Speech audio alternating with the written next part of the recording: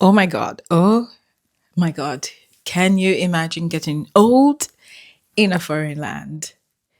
That is my reality right now. That is my very possible reality. When I first moved to Malta, I never imagined that it would be a place that I would end up spending the rest of my life. I thought it was just going to be something temporary, a passing place. And I was young as well. I was very young. And when you're young, you don't think about stuff like that. You perhaps think about who you're going to get old with, grow old with, but you don't really think about where you're going to get old.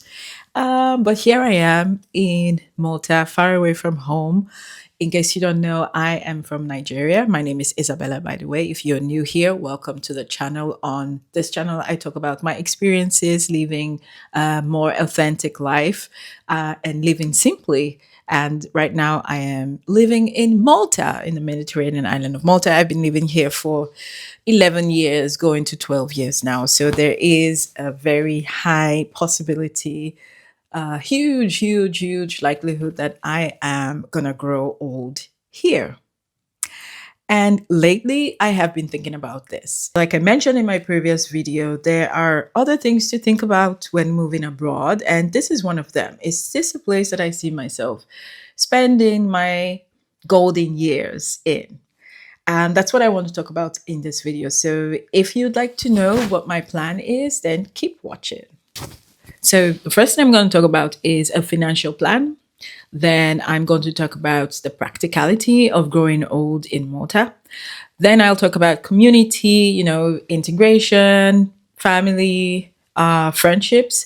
And then finally, I'll talk about the perks of growing old here. So, why it might be a good idea for me to spend my golden years here, spend the rest of my life here. I mean, that sounds really, that's like a big deal. I still have a lot of years ahead of me. It's not something that I should worry about, but it's something that I think that I should prepare for. And that's why I want to make this video. So, what are my plans? How am I preparing for my future? I have planned well for myself, I believe, I hope, everything being equal. I think that I have a good enough plan financially for my future. So I work here, I have a good job, and I have a savings plan. But in addition to that, I have a private pension plan plus some other investments that I've made. So financially, I am in the right direction. I wouldn't say that everything is set, you never know what can happen. You have to always give room for inflation and any unforeseen contingencies. But yeah, I think that I'm on the right track in that direction. So, financial wise, if you're going to spend the rest of your life abroad in another country, you have to know that you will be able to take care of yourself financially. And it's a bit expensive to live in Malta. I mean, compared to other European countries, I wouldn't say it's very expensive. When you compare it to places like Switzerland or Germany or even France, I think that Malta is relatively cheaper than those places to live. But everyday things like food, buying supplies, because most things, like 99% of these things, are imported, including food. So it is a good idea to have a good plan financially. Since I have been working in Malta for 10 years, I'm also contributing to the social security, and the social security system includes foreigners. So I am eligible for a pension. Okay.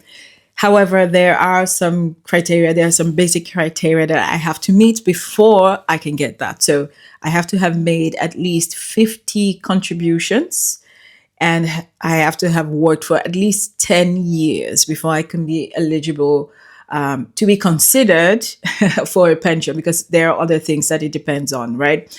And that would be like the basic pension, which, to be honest, is not something that you can live off of.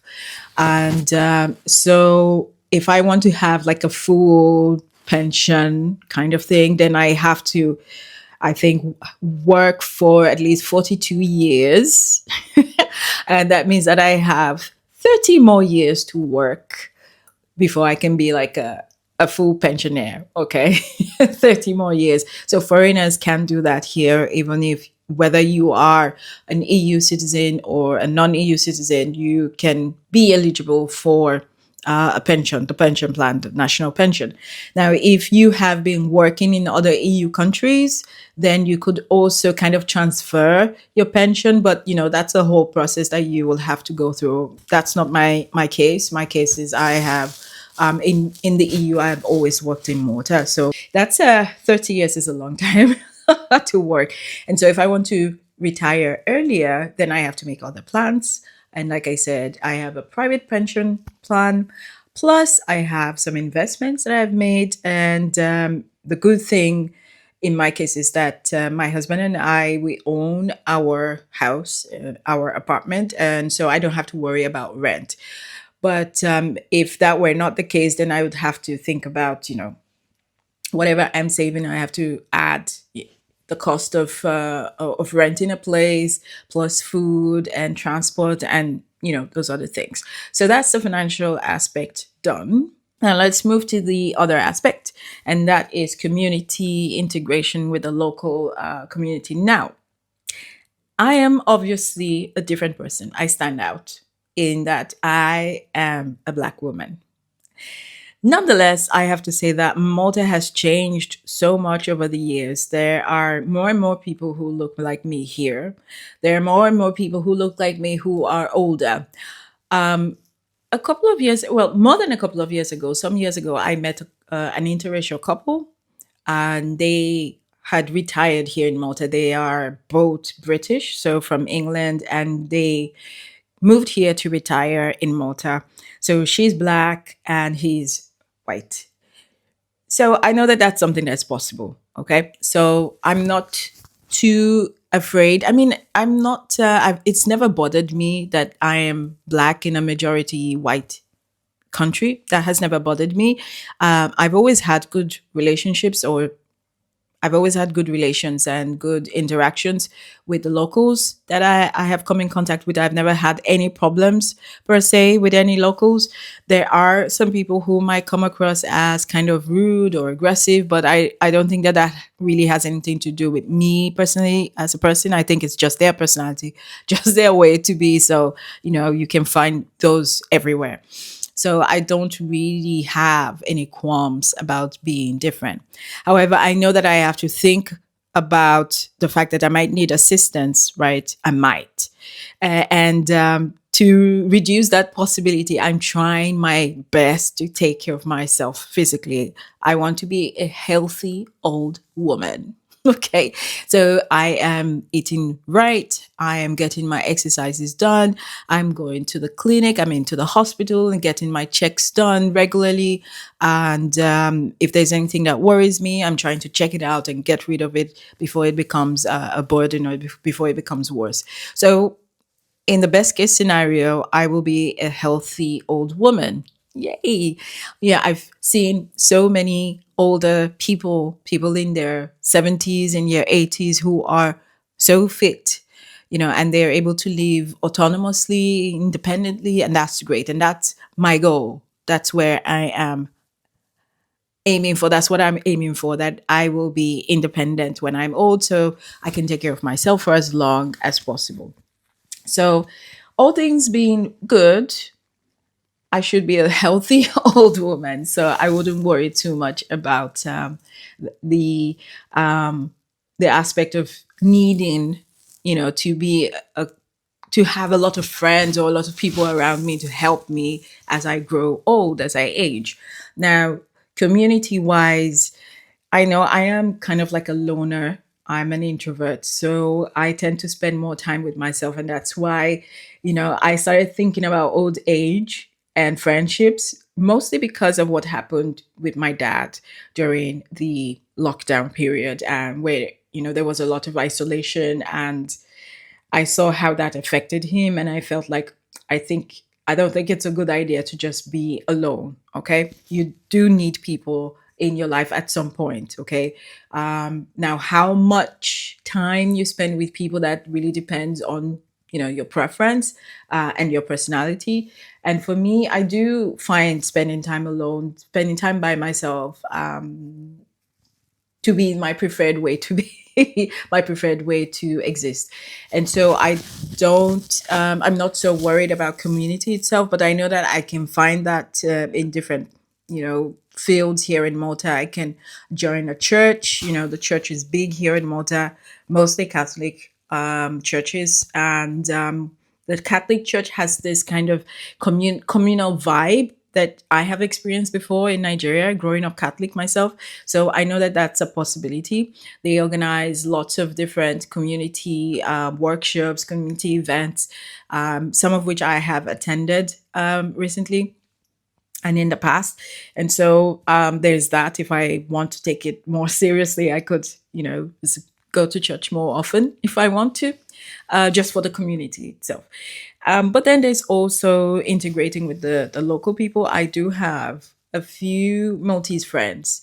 Since I made that video, I've made a conscious the video about not having friends. Since I made that video, I have been making a conscious effort to reach out to people more and to not expect too much of people and just go with the flow. So right now I can say that there are two Maltese ladies that I can sort of count on, kind of, and they can.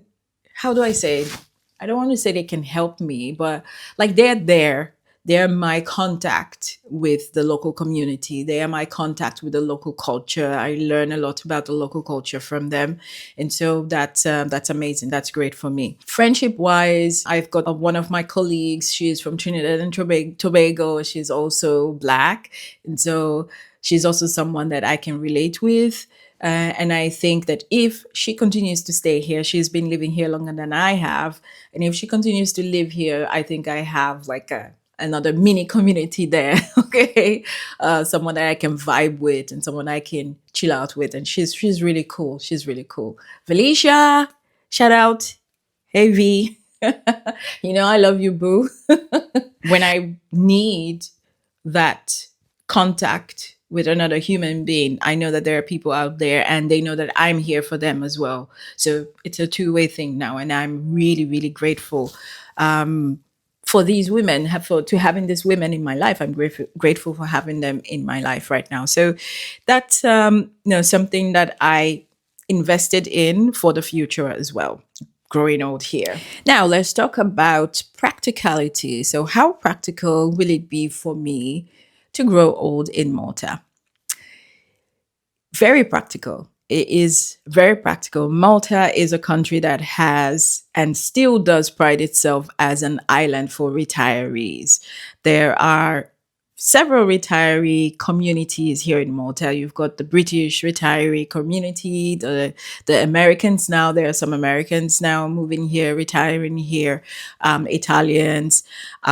So in terms of the facilities and how practical it is actually a very viable place to retire to. There are programs available for people who want to retire here. I think there's like a 15% flat rate on people who retire here and declare their pensions here. So it's a 15% tax rate, regardless of how much you earn. But of course, you have to adhere to some minimum requirements, like you have to purchase a home or rent a home in certain areas, and a minimum of a certain amount of money that you can rent. You have to show proof that you can take care of yourself, pay your taxes, obviously, and then you get other bonuses, other benefits. Like I think there's like a retirement card that you get, so you get free transport, on the bus, and other things. I don't really know. I have to check more on that. I'm still quite far away from that, so I don't know much about those extra benefits that I can get. But I know that it is a very retiree, old people friendly place. There are also good facilities for less abled people, the sidewalks, or have these like ramps, so if you're in a wheelchair, you can wheel yourself up and out. Many buildings have all of those things. However, I do have an issue though with the buildings in Malta. Many of them have lots of stairs, which isn't ideal if you are old and you have frail knees. But there is that to consider, how the houses are built, if they are built to accommodate someone who is older and frail. And this is something, if you're retiring here, this is something that you would have to check out before you get a place. You know, is this place going to be conducive to my condition, right? I mean, anywhere you are, you have to consider that. Wherever you are, whether you're living in your home country or abroad, you have to consider the fact that the place you're living in has to be adapted to whatever condition you're in. So yeah, accessibility I think is great. The cost of living is not too expensive, like I explained earlier, and there are lots of discounts for people in, for pensioners. I keep saying people who are old. Oh, pensioners, retirees. So there are lots of discounts for retirees. Healthcare is also good. Healthcare is quite good. Recently, there's been a burden in terms of the amount of people on the healthcare system, but they're trying to compensate for that by employing healthcare workers, so doctors and nurses, and it's getting diverse in terms of ethnicity. It's getting diverse, and so I'm feeling more and more confident that I will be able to encounter a doctor that would be able to understand me with regards to my ethnicity and the kinds of issues that are related to one ethnicity, more to one ethnicity than the other. You know, things that are more related to Black people, for example. But many of these things are also possible in other ethnicities. So things like hypertension, high blood pressure, that runs in my family. Hypertension runs in my family, both sides, my mom and my dad's side. So it's something that I have to be prepared for. And that's why really simple, easy, and slow living is what I'm aiming for at this stage of my life. You know, in my 40s, in my 50s, I want to slow down because I just do not want to compound things for me as I'm growing older. And that also relates to my children or my grandchildren, my family. I don't want to be a burden onto my family, physically, especially. Emotionally, we do need each other. You need your family, I need my family. If in the future something happens where I am incapacitated, then I want to, I'd rather, okay, be in a place where I can have professional help than to burden my family. Okay. Everyone has their opinion on, how they want to spend their old age and who they want to take care of them. But to be honest, I don't want my family to have to stop their lives just because my life is slowing down or my life is about to end, right? I want them to enjoy this life. They only have one of it, and I want them to enjoy it to the fullest without guilt. So I always tell my son this, like, listen, if I become like a burden, and I first of all, I don't want to live with me. I don't want to live with my kids. Not because I don't love them. I love them to bits, to death, but I love my privacy and I want to give them that privacy. I can visit them. I can spend weeks with them, even months with them, but I don't want it to be that they are fully responsible for me at any point in time. So I've always told my son, like, I'm going to stay in a home or in a community of retirees, pensioners. There is like this really nice, I think it was a hotel that's been converted into an old pensioner home. And I always see these distinguished looking gentlemen and really decked out women, beautiful women, elegant women in the lobby. Sometimes they would be going out together. Sometimes they'll just be having a drink, a coffee, lunch, dinner, whatever. I see them in the lobbies and I'm like, yeah, that is cool. That's the kind of place I wouldn't mind being, because Malta is small and I don't know very much if there are like places with a lot of space and like gardens and places like that. I'm not sure. But that's something to consider. Now, I don't have to stay in a pensionaire here in Malta. I could find a place somewhere else.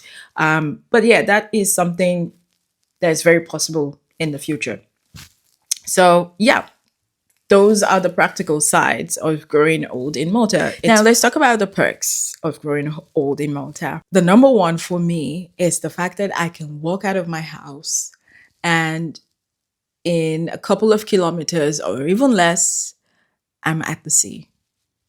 There's nothing like deciding to take a walk and you're able to walk down to the coast and you see the beautiful blue seas in front of you. It's so calming. It's like coming home.